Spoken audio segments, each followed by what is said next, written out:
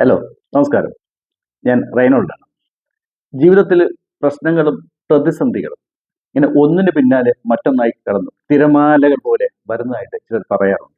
ഒരു പ്രശ്നം കഴിയുമ്പോഴേക്കും അടുത്തത്. ചിലപ്പോഴത് രോഗമാകാം, അതല്ലെങ്കിൽ സാമ്പത്തിക ബുദ്ധിമുട്ടാകാം, അതുമല്ലെങ്കിൽ ആ, ബന്ധങ്ങളിൽ വരുന്ന വീഴ്ചകളോ, ജോലിയിലെ കരിയറിലെ ബുദ്ധിമുട്ടുകളാണ്.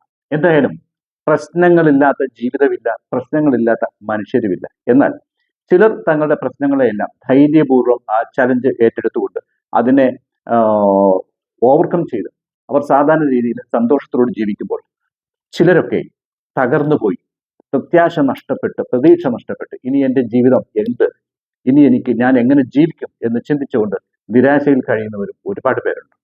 ചിലർക്ക് രോഗമാകാം അതിന്റെ കാരണം.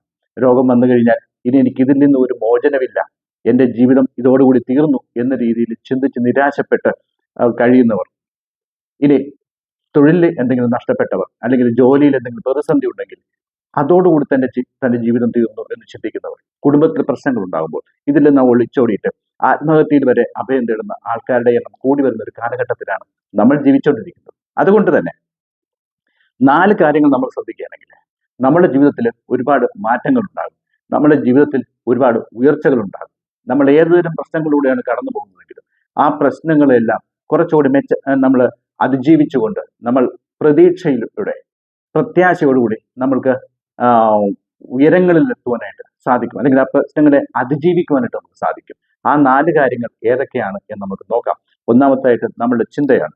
നമ്മൾ രോഗാവസ്ഥയിലാണെങ്കിലും, സാമ്പത്തിക പ്രതിസന്ധി ആണെങ്കിലും, അതല്ലെങ്കിൽ കുടുംബത്തിലെ പ്രശ്നങ്ങളാണെങ്കിലും നമ്മൾ ചിന്തിക്കേണ്ടുന്നത് ഇത് താൽക്കാലികമാണെന്നും ഇതിനൊരു സൊല്യൂഷൻ ഉണ്ടെന്നും ഈ പ്രശ്നത്തെ അതിജീവിക്കുവാനുള്ള കഴിവ് എനിക്കുണ്ട് എന്ന് ചിന്തിക്കുകയും, അതോടൊപ്പം തന്നെ നമ്മൾ ചിന്തിക്കുന്ന കാര്യങ്ങൾ പോസിറ്റീവായിട്ട് നമ്മൾ ചിന്തിക്കുകയും ആ ചിന്തകൾ നമ്മൾ വിശ്വസിക്കുകയും ചെയ്യണം.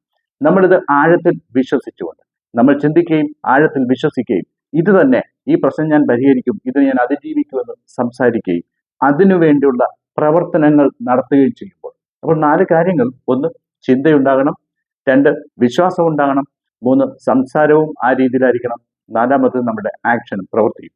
ഈ 4 കാര്യങ്ങളും ഒരേ ദിശയിൽ, ഒരേ ആഗ്രഹത്തോടു കൂടി, ഒരേ ലക്ഷ്യത്തോടു കൂടി, ഒരേ വേവ് ലെങ്തിൽ നമ്മൾ അപ്ലൈ ചെയ്യുകയാണെങ്കിൽ, ഏത് പ്രശ്നത്തിലാണോ നമ്മൾ ഈ കാര്യം അപ്ലൈ ചെയ്യുന്നത് ആ പ്രശ്നത്തെ നമുക്ക് അതിജീവിക്കുവാനായിട്ട് സാധിക്കും. അതുകൊണ്ട് തന്നെ ഇനി പ്രശ്നങ്ങൾ ഉണ്ടാകുമ്പോൾ നിരാശപ്പെട്ട്, തളർന്ന്, പ്രതീക്ഷ നഷ്ടപ്പെട്ട് ഇരിക്കുകയല്ല വേണ്ടത്.